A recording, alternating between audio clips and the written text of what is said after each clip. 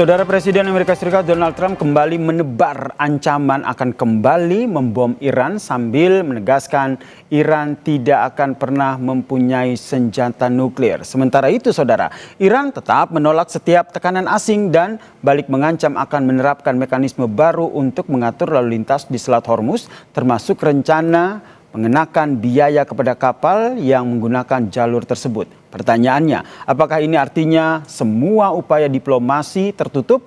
Kami membahasnya bersama dengan dosen hubungan internasional BINUS University, Tia Mariatul Kiptiah, dan juga pengamat intelijen dan juga keamanan UI, Bang Stanislaus Rianta. Selamat petang semuanya. Selamat petang, Mas Yasir.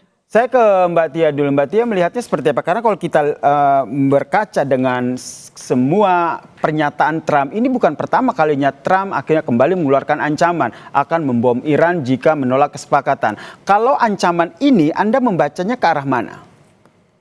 Ya, berarti kemarin bertemu dengan Xi itu tidak dapat oleh apa-apa, tidak dapat oleh apa-apa ya, Mas Yasir. Kita berharap pertemuan Trump dengan Presiden Xi Jinping itu ada satu pembicaraan yang mengarah kepada perdamaian antara Amerika Serikat dan Iran. Meskipun dalam pertemuan tersebut kan banyak juga membicarakan mengenai poin-poin tarif dagang antara Amerika Serikat dan Cina, kemudian ada juga poin kerjasama teknologi. Tapi kita semua berharap bahwa di antara semua poin itu ada pembicaraan bagaimana Iran mau kembali ke round 3 untuk melakukan perundingan. Dan kembalinya dari Beijing ternyata sikapnya tidak berubah. Dan ini kita hitung sudah berapa kali ancaman. Artinya memang betul perkiraan saya bahwa Jinping itu bukan sosok presiden yang mudah ditekan, bukan sosok pemimpin yang mudah ditekan. Artinya memang permintaan dari Amerika Serikat ke Cina untuk menekan Iran itu tidak digubris. Itu nomor satu ya. Kemudian yang kedua artinya tidak ada satu kesepakatan yang bisa menghandle Iran. Baik dari Cina itu sendiri ataupun dari Amerika Serikat. Artinya Iran terus berjalan berdasarkan apa yang dilakukan oleh Amerika Serikat. Jika Amerika Serikat terus melakukan serangan, dia juga akan membalas. Jika Amerika Serikat terus melakukan berbagai proyeknya di sekitar Hormuz, termasuk Freedom Project, dia juga akan melakukan satu keputusan lagi, yaitu sekarang diterapkan tarif yang lebih ketat lagi, begitu. Oke, jadi menurut Anda Mbak Tia, ini karena hasil pertemuan dengan Xi Jinping itu bahasa sederhananya nggak ada hasil begitu ya, sehingga Trump kembali menebar ancaman. Kalau dari Bang Stani sendiri, pertanyaannya adalah menebar ancaman yang terbaru yang disampaikan Trump ini betul-betul nanti akan dilaksanakan, akan direalisasikan, atau hanya sekedar omong kosong? Ya omong kosongnya Trump kan bukan kali ini aja. Dari sejak pertama kan juga banyak omong kosong kan. Mau melakukan pendaratan, mau melakukan pasukan udara, pendaratan darat. Ancaman lain omong kosong juga. Jadi saya lihat ini adalah kepanikan Trump ketika tidak berhasil merayu Cina, dan Cina memang tidak bisa ditekan.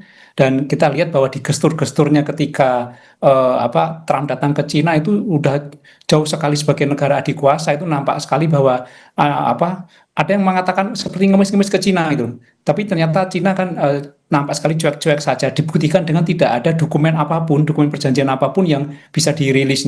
Jadi Trump saya kira panik kemudian melakukan ancaman. Tapi ancaman ini hanya ancaman saja saya kira, terbukti malah kapal Gerald ditarik kan, ini sebenarnya ya sudah lama di Timur Tengah. Harusnya kalau mau ada ancaman ditambah dong itu armadanya, ditambah kapal induknya, tapi malah ditarik ini. Saya kira ini sebenarnya ancaman ini bukan masalah karena mau nekan Iran atau kecewa dengan Cina yang tidak dapat apa-apa, tapi karena ini adalah exit strategi dari Trump yang ingin meninggalkan Iran tanpa malu. Jadi ini bentuk pertanggungjawaban kepada Amerika. Budget sudah besar sekali dikeluarkan, bahkan sudah over sekitar 70 triliun, jadi dari total 400 berapa menjadi 500 triliun, dan ini akan dimintai pertanggungjawaban. Apa sih hasil perang ini? Makanya kalau misalnya perangnya kalah kan mesti sangat malu dan menghadapi pemilu salah.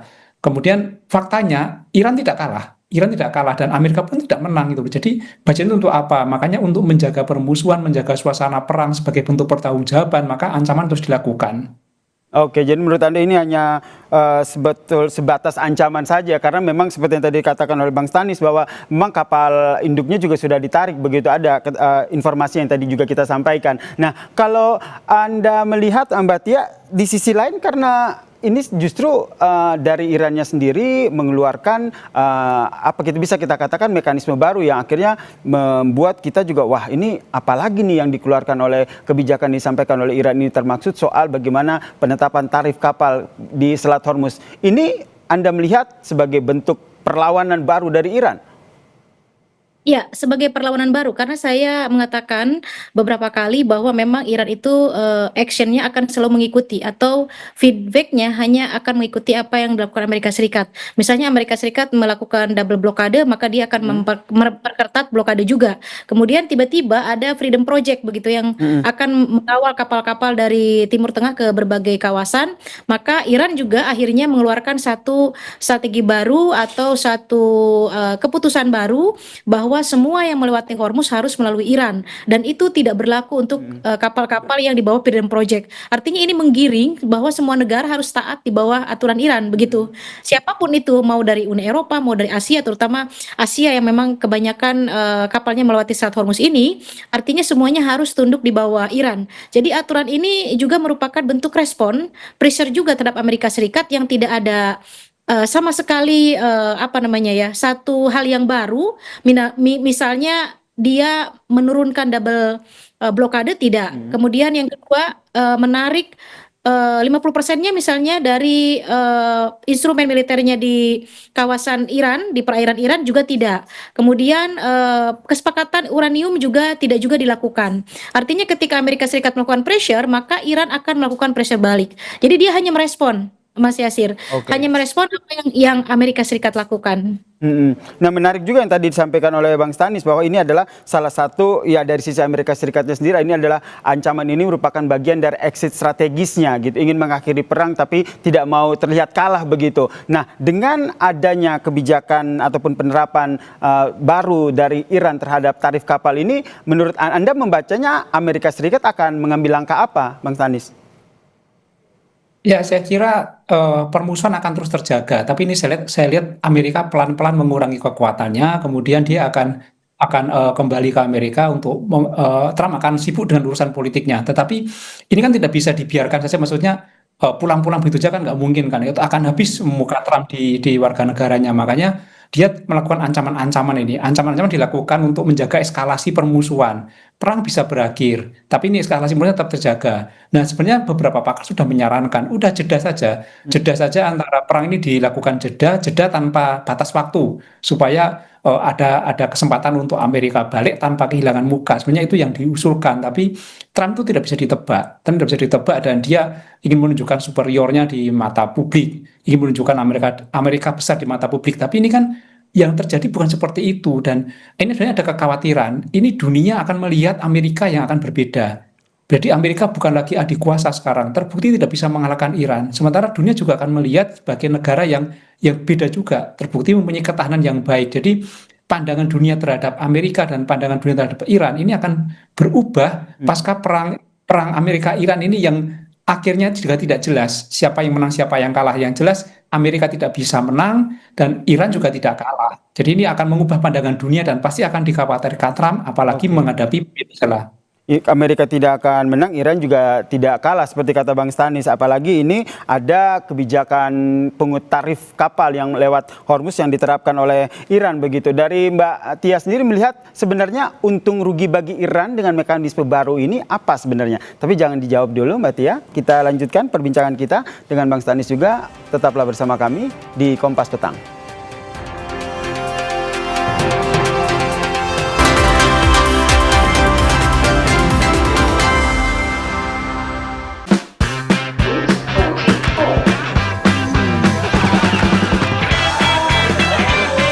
Momen apapun bisa jadi nikmat bareng Indomie goreng. Bikin hidup senikmat Indomie goreng. Cuaca berubah-ubah. Minum susu steril 7 kurma. Susu steril pilihan Alo Dokter. Karena susu steril ditambah kurma mengandung 11 vitamin dan kaya antioksidan. Badan jadi terlindungi. Susu steril 7 kurma. Double khasiatnya. Zing ada promo. Beli 12 sachet, ekstra 1. Lawan 3 jenis ketombe. Feel the double freshness.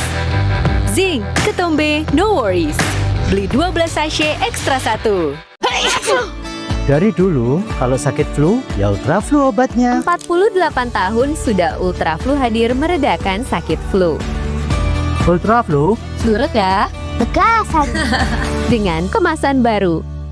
Fresh and Natural Special Edition BT21 is back. Ada wangi baru. My Unifresh, wangi teh jasmine, fresh and pretty. Lu, Fresh and Natural Special Edition BT21. Be fresh, spread more love. Wingscare. Indis Ekonomi terus gerak kejar rezeki. Nyeri otot lagi. Minum Neoremasil. Andalanku juga, ahlinya redakan nyeri otot, nyeri sendi, dan pegal lindung. Nyeri keram kebas kesemutan, Neoremasil Neuro. Neoremasil terus bergerak saat menyerah bukan pilihan. Gue Ariel, gue pilih mie sedap karena inovatif dan berani beda. 20 tahun full innovation. Feednya makin banyak, I love it. Nih gue approve banget sih. Mie sedap goreng, terasa sedapnya dari suapan pertama. Dari Wings Food. Aduh, sakit pinggang solusi praktis minum Oskadon SP. Awas ngantuk. Oskadon SP, nggak bikin ngantuk. Let's go, udah oke nih. Aduh, nyeri kram kebas kesemutan. Nyeri disertai 3K, minum Oskadon SP Neuro. Oskadon SP dan Oskadon SP Neuro aktif redakan nyeri tanpa ngantuk. Oskadon SP, sakit pinggang, nyeri otot, dan nyeri sendi, gone. Let's go, pancen oye.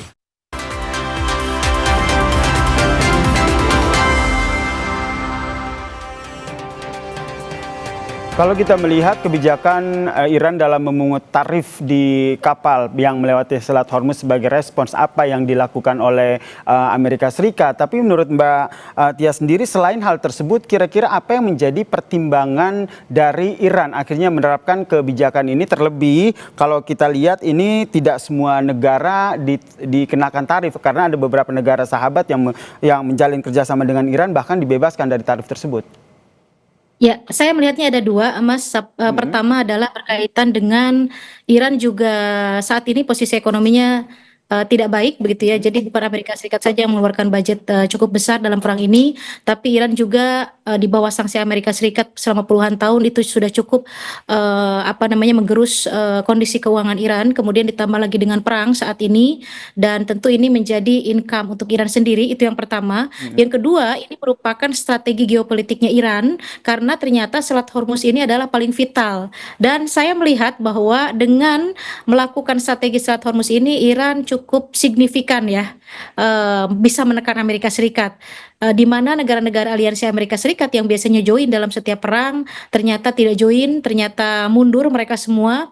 Dan strategi ini cukup bagus untuk diterapkan pada perang Iran Amerika Serikat ini. Jadi Iran akan melanjutkan strategi ini, bahkan memperketat. Artinya dia juga akan mempressure negara-negara untuk harus bersama Iran.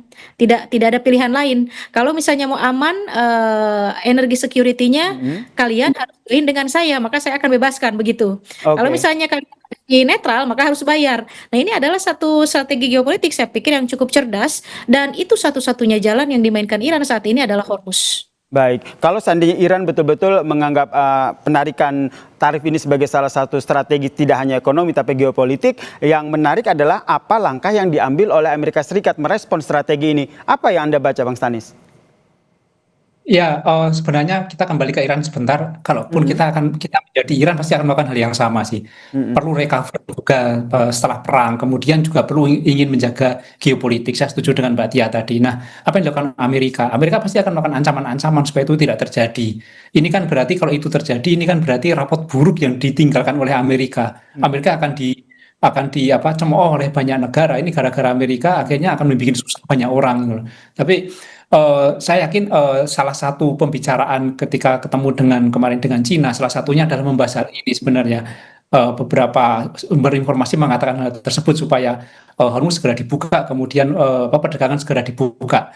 Tapi kan tidak mudah mengatur Iran. Iran juga mempunyai hak untuk mengatur Hormuz itu. Nah, Amerika kalau memang tidak mau terjebak dalam situasi ini, dia mulai merangkul banyak negara untuk membuat Hormuz bisa lancar lagi. Tapi kan tidak semua orang, tidak semua negara mau diajak. Cina yang besar juga tidak mau, NATO apalagi. NATO itu ikut-ikut. Karena NATO tahu konsekuensinya ketika ikut dalam perang ini. Iran itu punya peluru kendali yang mampu 5.000 km, sementara negara-negara NATO itu jaraknya dari Iran hanya sekitar 4.000. Jadi mereka khawatir juga kalau ikut-ikut nanti Iran bisa melakukan serangan. Jadi Amerika dalam posisi terjepit seharusnya. Amerika itu sekarang tinggal pulang saja sebenarnya. Ketika dia pulang, maka Iran juga tidak akan melakukan apa-apa. Amerika tidak menyerang, maka Iran tidak menyerang. Itu yang sehingga seperti kata Anda tadi, Iran terutama Donald Trump ini sedang memikirkan bagaimana exit strategis yang baik dalam perang ini ya. Nah, terkait dengan penerapan tarif ini, kalau Mbak Tia melihatnya respons, tentu kita masih menunggu respon dari negara-negara Timur Tengah dan juga negara-negara yang berkepentingan. Menurut Anda mereka akan merespon seperti apa dengan mekanisme baru ini? Saya pikir kalau itu tidak merugikan national interest-nya mereka akan diam. Selama ini juga Gulf countries, negara-negara Teluk juga melakukan aksi diam begitu ya. Walaupun ada 2 negara, Kuwait dan Saudi Arabia membuka pangkalan militer Amerika Serikat, tapi sampai saat ini tidak ada action apa-apa. Jadi artinya mereka semua mencari aman begitu, Mas Yasir. Jadi kalau tidak menyentuh kepentingan ekonomi mereka akan diam, tidak mempertunjukkan pro terhadap Iran ataupun Amerika Serikat. Dalam hal ini posisi Amerika Serikat betul-betul sendirian. Saya setuju dengan Pak Stanis, sebaiknya pulang. Pulang itu bukan berarti kalah dan tidak terhormat. Justru kalau Amerika Serikat pulang dengan menyebutkan demi perdamaian, begitu kan, bisalah Trump itu bisa mengatakan apapun begitu ya, supaya ya tadi pulang tanpa malu itu, demi perdamaian, demi energi dunia, demi ya bisa dia katakan apapun, itu justru lebih terhormat daripada memaksakan terus ada di wilayah orang lain, kemudian Iran juga tidak terbukti membuat senjata nuklir. Saya pikir publik internasional lebih respect demikian. Jadi kalau untuk menjaga martabat Amerika Serikat, bukan harus nampak menang secara kekuatan militer atau membombardir Iran, bukan. Justru dengan membombardir Amerika Serikat di mata publik internasional semakin turun dilihatnya begitu ya. Tapi justru dengan mendeklarasikan bahwa Amerika Serikat kembali karena demi kepentingan energi dunia, demi menjaga perdamaian, itu saya pikir dunia internasional akan lebih respect dengan cara seperti itu. Meskipun selama ini kita belum pernah ya Mbak Tia mendengar apa yang disampaikan Trump seperti itu, karena terbaru tetap saja Trump mengancam Iran jika tidak ada kesepakatan. Yang menarik, saya minta tanggapan dari Bang Stanis, ini sebenarnya Amerika Serikat sendiri terutama Donald Trump itu masih punya opsi tidak sih untuk kayaknya jalur negosiasi ini masih bisa berpeluang, karena kalau kita lihat yang terbaru Menteri Dalam Negeri Pakistan ini juga datang ke Iran. Ya, negosiasi pasti berjalan. Kapan hampir 24 jam mungkin berjalan. Kanal-kanal diplomasi antara Amerika, Iran dibantu Pakistan dan Cina pasti berjalan. Ini saya sebenarnya ya sepakat. Amerika kan sebenarnya bisa mengatakan bahwa kami telah menang gitu aja. Kami telah menang, kemudian bahwa kami sudah memeriksa soal nuklir, kemudian kami telah memberikan pelajaran pada Iran, maka pulang, selesai itu. Walaupun Iran juga bisa mengatakan kami tidak kalah gitu kan, tapi itu perlu dilakukan, dan karena diplomasi akan menjaga hal itu sebenarnya. Pasti input informasi sudah diberikan kepada Trump, diberikan kepada Iran, dan ini sebenarnya tinggal menunggu saja apa yang akan dilakukan. Tapi saya sepakat bahwa apapun yang akan dilakukan Amerika ketika itu merugikan Iran akan membalasnya. Membalas dengan setimpal. Makanya apa yang dilakukan itu kan kayak setara. Iran nampak lebih menjaga adab sebenarnya dalam perang ini. Ketika dia dibalas diserang oleh Amerika, dia akan melakukan apa itu seimbang. Jadi langkah terbaik sebenarnya ya Trump adalah pulang, entah itu mau mengatakan jeda tanpa batas waktu atau mengatakan telah menang. Saya kira itu yang paling baik sih. Kita kan tidak pro Iran, tidak pro Amerika, kita pro perdamaian, kita pro kemanusiaan ya. Jadi yang terbaik. Ini yang jadi kesepakatan kita ya Mbak Tia dan juga Bang Stanis ya. Tentu saja kita adalah pro perdamaian, tidak ada lagi perang di Timur Tengah, dan kedua negara ini bisa mengambil kesepakatan ataupun langkah strategis sehingga tidak terjadi lagi perang di Timur Tengah ini. Kita nantikan nih seperti apa eskalasi kedua negara di sana. Terima kasih Mbak Tia Mariatul Kitia dan juga Bang Stanislaus Rianta telah berbagi perspektifnya di Kompas Petang. Salam sehat semuanya. Terima kasih Mas.